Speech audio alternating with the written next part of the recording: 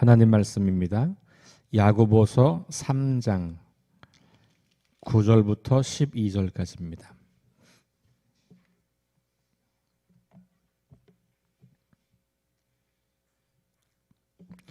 야고보서 3장 9절부터 12절 말씀까지 한 목소리로 읽겠습니다. 이것으로 우리가 주 아버지를 찬송하고 또 이것으로 하나님의 형상대로 지음을 받은 사람을 저주하나니 한 입에서 찬송과 저주가 나오는도다. 내 형제들아, 이것이 마땅하지 아니하니라. 샘이 한 구멍으로 어찌 단물과 쓴물을 내겠느냐. 내 형제들아, 어찌 무화과 나무가 감람 열매를, 포도나무가 무화과를 맺겠느냐. 이와 같이 짠물이 단물을 내지 못하느니라. 아멘. 3장 1절부터 12절까지의 단락은 혀의 사용에 관한 단락이에요. 혀의 사용이라고 하는 것은 비유적인 표현이죠. 언어, 말, 이것과 관련이 있습니다. 아마도 고대 세계에서는 우리의 언어를 관장하는 기관이 혀라고 생각을 했던 것 같아요. 그러니까 혀가 그냥 단순히 그 기관으로서의 혀가 아니라 우리의 말이 나오는 근원으로서의 혀. 그래서 이 혀의 사용, 혹은 혀의 통제, 또 그 혀의 강력한 힘, 이런 것들을 말하고 있는 거고, 이것은 우리가 말을 할 때 이 말이 통제하기가 참 어렵다. 그런데 이 말은 굉장히 강력한 힘을 가지고 있다. 그런 이야기를 하고 있는 거죠. 그래서 우리 이제 어제 토요일까지 8절까지를 보았습니다만 3절부터 6절까지는 아주 작은 것이지만 이것이 온 몸을 다 움직이는 거고 우리의 인생을 움직이는 거다. 그래서 이걸 잘못 사용하면 우리 인생이 망가진다. 삶의 수레바퀴가 불탄다. 이런 표현은 우리 인생이 제대로 굴러가지 않는다는 거거든요. 그렇게 중요한 기관에 대해서 이야기를 했고요. 그런데 그것이 참 길들이기가 어렵더라. 이런 이야기를 했습니다. 그리고 나서 이제 오늘 9절부터 12절 말씀은 그럼에도 불구하고 그 길들이기 어려운 혀를 우리가 잘 길들여서 사용하는 것이 굉장히 중요한데, 특별히 이런 교훈은 실은 성경에만 있는 건 아니잖아요. 어디에나 있을 수 있는 이야기이죠. 어제 우리 말씀 중에서도 제가 예수님께서 하신 말씀, 비판받지 않게 하려면 비판하지 마라. 마태복음 7장 1절의 말씀, 황금률, 이거 어느 경전에도 나오는 이야기고 꼭 경전이 아니고 동서고금의 어떤 격언집에도 다 나오는 이야기예요. 혀를 사용하라 할 때 조심하라. 이것도 마찬가지인 것 같아요. 어느 때나 어느 시대나 모든 사람들에게 다 어떤 진리의 한 면으로 보여지는 부분이잖아요. 그러면 예수 믿는 우리와 예수 믿지 않는 사람들이 이런 행동을 할 때 차이점이 있는 거예요. 그 차이점은 사실은 없기도 하지만 내면으로 들어가면 차이가 있어요. 그게 뭐냐면 정체성이에요. 동기이기도 하고. 그러니까 카네기의 인간관계론, 무슨 처세술 이런 거를 보면 이런 얘기 다 나와요. 그런데 그분의 이야기에서 핵심은 뭐냐면 내가 잘 되는 거예요. 그냥 자기 중심적인 거죠. 그러니까 내가 더 많은 이익을 얻으려면 혹은 내가 유리한 고지를 점령하려면 먼저 이런 것들이잖아요. 그러니까 인간관계에서 우리가 이런 것을 행해야 하는 이유가 일반적인 사람들에게는 결국은 자기 중심성인 거예요. 손해보지 않으려고 이런 거죠. 근데 우리에게는 다른 이유가 있다는 거예요. 그게 우리에게 굉장히 중요한 것이죠. 그러니까 그리스도인들과 비그리스도인들이 행동하는 것은 똑같을지 모르지만 그 안에 담겨있는 동기와 의도는 다를 수 있고 그 동기와 의도가 다르기 때문에 본질이 다르다라고 볼 수 있는 거고, 그리고 그 동기와 본질에서 아주 중요한 것은 정체성이에요. 하나님이 누구시냐, 내가 누구냐. 우리가 하나님을 어떻게 알고 있냐, 그리고 내가 나를 그 하나님을 믿는 믿음 안에서 그리스도 안에서 어떤 존재로 이해하고 있느냐. 이것이 어떤 행동을 결정하는 아주 중요한 근거이고 기준이고 동기이거든요. 그러면 그게 똑같은 행동을 하니까 이 사람도 착하고 이 사람도 착하고 이 사람도 지혜롭고 이 사람도 지혜롭고 그러니까 다 구원받나? 이런 게 아닌 거라는 거죠. 다 괜찮나? 이런 게 아닌 거죠. 겉으로 보여지는 것으로 다 알 수 없다는 거예요. 그러니 우리에게는 더 중요한 것, 왜 우리가 그런 행동을 해야 하는가? 왜 우리가 혀를 제어하고 언어를 잘 사용해야 하는가? 이것은 우리의 정체성과 관련된 문제라고 하는 것을 말하는 거죠. 그게 바로 10절에서 9절과 10절에서 말하는 거예요. 9절과 10절의 이야기는 이렇습니다. 9절 후반부 하나님의 형상대로 지음받은 사람이라는 표현이 등장해요. 그러니까 한 입으로 주 하나님을 찬송하기도 하고 그 입으로 하나님의 형상대로 지음받은 사람을 저주하기도 한다. 이게 가능한 얘기냐? 마땅하지 않다. 이 얘기를 하는 거잖아요. 그러면 우리는 누구냐? 여기서 찾아볼 수 있는 거. 우리는 사람을 어떻게 보는 사람들이에요? 하나님의 형상대로 지음받은 존재로 보는 사람들이에요. 그러니 우리는 그 사람이 어떤 사람인지, 내가 누구인지, 하나님이 누구인지 이 관계 속에서 우리는 사람들과 대화를 하는 거다. 이런 거예요.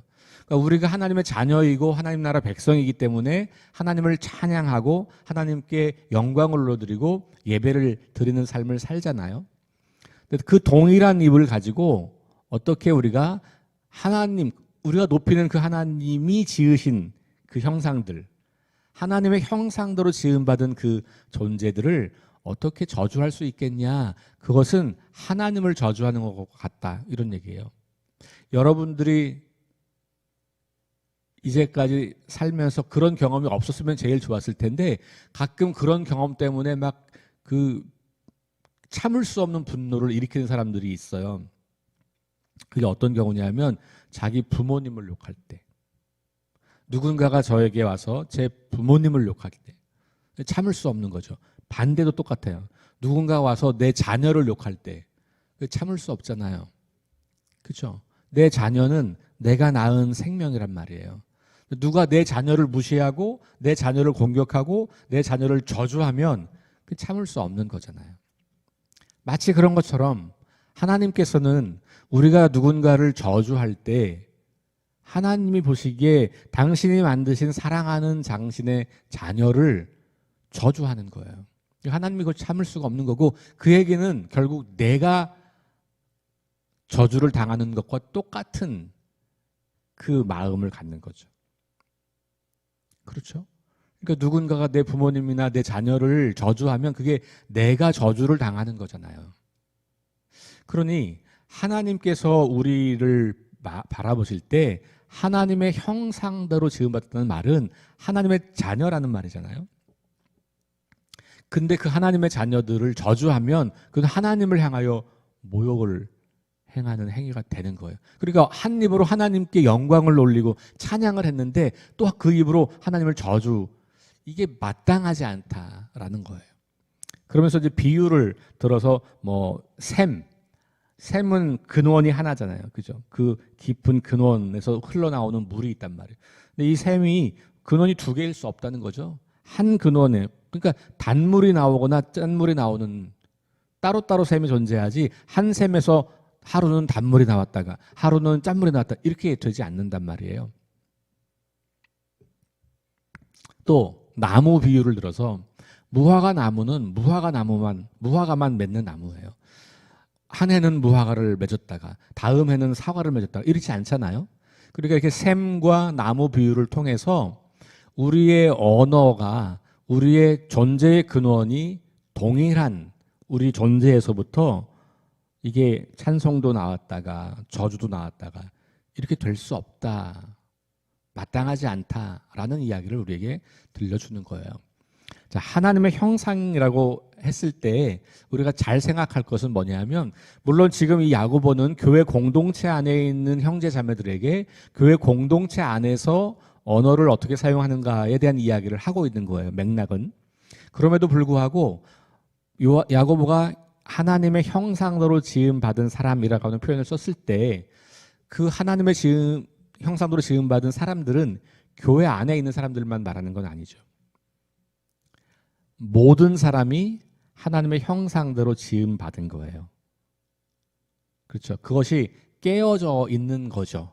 그러니까 죄인이라고 하는 것은 하나님의 형상이 깨어져서 망가져서 그 하나님을 알지 못하고 하나님과 관계 맺지 못하고 하나님의 뜻을 분별할 수 없고 그러니 하나님과 거리가 먼 상태인 죄인의 상태. 그게 그 형상이 깨어졌다는 말이고 우리가 구원받았다는 말은 그 깨어진 형상이 조금씩 회복되기 시작하고 있다는 것을 의미하는 거예요.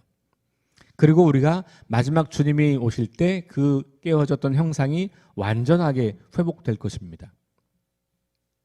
그러니까 그리스도인만 형상대로 지음받은 사람들이 아닌 거예요. 모든 사람들이 하나님의 형상대로 지음받은 사람들이죠. 그러니까 하나님은 지금도 깨어지고 망가진 채 하나님 없이 사는 사람들을 구원하기 위해서 그렇게 일하시고 계신 거잖아요. 그들도 하나님 만드신 피조물이고 그들도 하나님의 형상대로 지음받았던 존재였고 그들도 하나님과 깊은 관계 속에서 살아야 하는 존재이기 때문에 더 쉽게 말하면 하나님의 자녀이기 때문에 그들도. 그러니까 우리는 우리가 하나님의 자녀가 되었다는 사실을 하나님께서 행하신 일을 알고 깨달아서 그것을 고백하는 사람들이라면 그들은 하나님의 자녀가 아닌 게 아니라 그들도 하나님의 자녀이지만 그 사실을 알지 못하고 있는 거죠. 죄의 상태에 있기 때문에 하나님을 모르기 때문에 하나님이 행하신 일을 알 수 없기 때문에 그들이 어떤 존귀한 존재인지를 모르고 있을 뿐이지 하나님의 입장에서 보면 다 자녀인 거예요. 그러니까 1차적으로는 우리가 교회 공동체 안에서 이렇게 상대방을 비방하거나 저주하는 말을 금하는 것이 필요하지만 더 확장시켜 보면 이것은 우리 일상의 생활로도 똑같이 연결돼야 할 부분인 거죠. 그 사람이 아무리 못된 사람이라 할지라도 하나님 보시기에는 못됐다기보다는 안타까운 존재일 거예요. 그리고 하나님의 입장에서 보면 사랑스러운 존재일 겁니다. 제가 이 말씀을 준비하면서 생각난 게 있어요. 뭐냐 하면 제가 가지고 있는 물건 중에 그 상태가 온전하지 않아요. 뭐 깨지기도 하고 이렇게 좀 금이 가기도 하고 망가지기도 하고 뭐 때가 묻기도 하고 그래요. 근데 버리지 못하는 물건이 있어요. 너무 소중한 물건. 거기엔 제 삶이 막 반영되어 있는 것들이란 말이에요. 그러니까 여러분 상태가 온전하지 않아도 그것을 여전히 사랑해요. 여러분들도 그런 게 혹시 한두 개쯤 있을지 모르겠어요. 그게 뭐 옷일 수도 있고 어떤 분들은 옷 작아서 못 입는데도 그냥 계속 보관하는 분도 계시잖아요. 언젠간 입으리라 그래서 보관하는 경우도 있지만 어떤 경우는 이게 누군가 특별한 분이 나한테 선물을 해줬거나 아니 내가 너무너무 중요하게 여겨서 의미를 부여했던 거라면 조금 찢어지고 조금 훼손되고 뭐 그래도 버리지 않을 수 있어요. 마찬가지로 하나님께서 우리 인간이 하나님의 형상을 잃어버리고 하나님을 떠나서 막 살다고 할지라도 하나님은 그들을 버릴 수 없는 거거든요. 그래서 지금도 인내하고 계신 거잖아요. 빨리 이 세상을 심판하고 그냥 지금까지 믿는 사람만 딱 데리고 이게 아닌 거예요.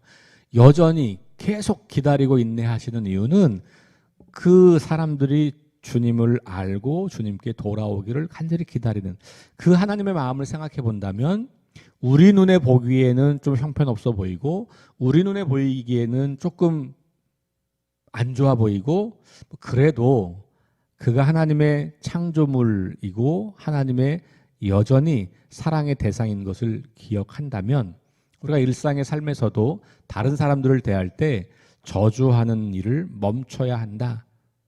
야고보는 그렇게 지금 우리에게 가르치고 있는 것입니다. 자, 어제 말씀하고 오늘 말씀은 통하죠. 그렇죠? 어제 비방하지 말라라는 말씀 그리고 네 가지 제가 여러분들에게 소개했던 마땅히 해야 할 말, 이런 거 있어요. 제가 몇 차례 말씀드렸습니다만 나쁜 습관을 고치는 가장 좋은 방법은 좋은 습관을 만드는 거예요. 나쁜 습관을 버리기는 어려워요. 그런데 좋은 습관을 만들면 저절로 나쁜 습관은 사라집니다. 그러니까 우리가 만약에 비방하거나 판단하거나 저주하거나 이런 부정적 언어를 많이 썼다면 이걸 버리고 싶은데 어떻게 하냐? 고치고 싶은데 그러면 반대, 긍정적인 언어, 어제 우리 배웠던 사랑과 축복의 언어, 위로와 권면으로 누군가를 세워주는 언어, 용서를 구하고 용서하는 언어, 이런 것들을 더 많이 사용하는 거예요. 연습을 반복해서 하다 보면 어느새 나도 모르게 그게 습관이 되고 그게 내 인격이 되고 그게 내 삶이 되는 거죠. 그러면 자연스럽게 나는 그 부정적인 언어 습관들이 고쳐지는 거예요. 그래서 연습이 중요한 거죠. 어제 말씀드린 것처럼.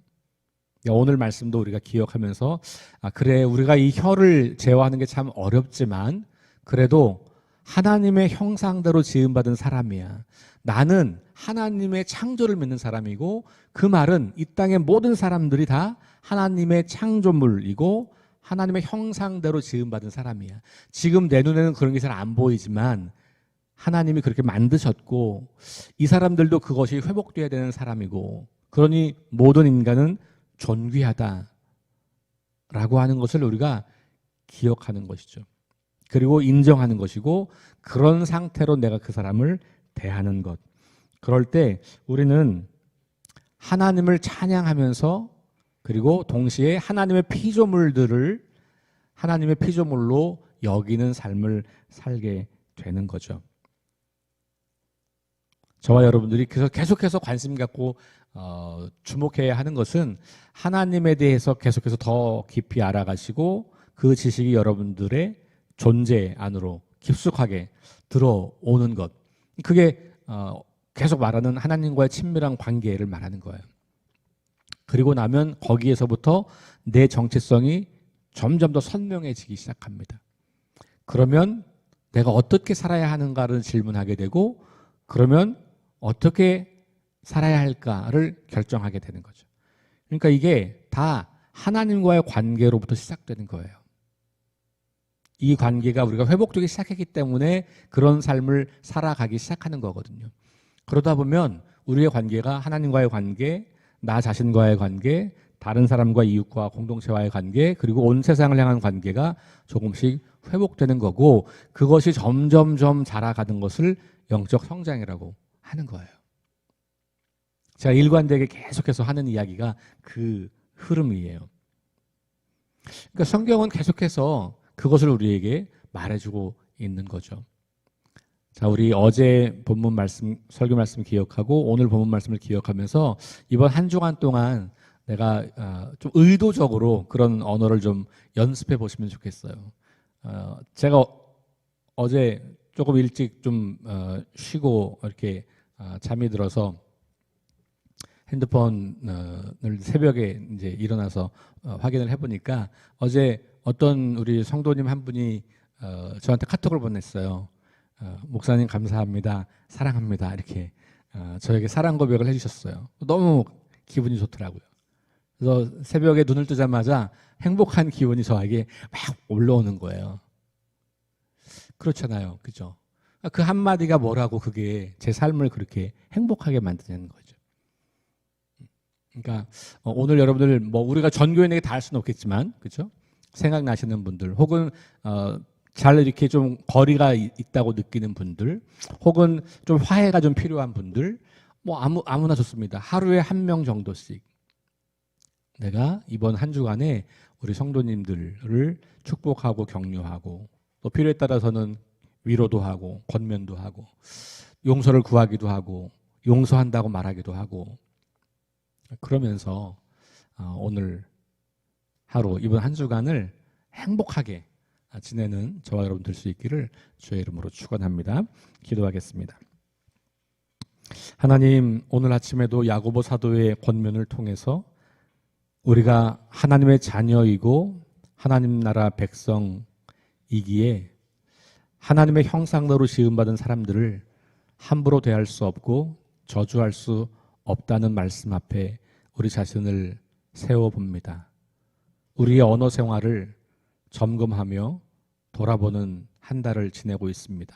하나님을 향하여, 나 자신을 향하여, 그리고 공동체를 향하여 어떤 말들을 사용하고 있는지, 어떤 말들을 사용해야 하는지 돌아보고 배우게 하심을 감사합니다.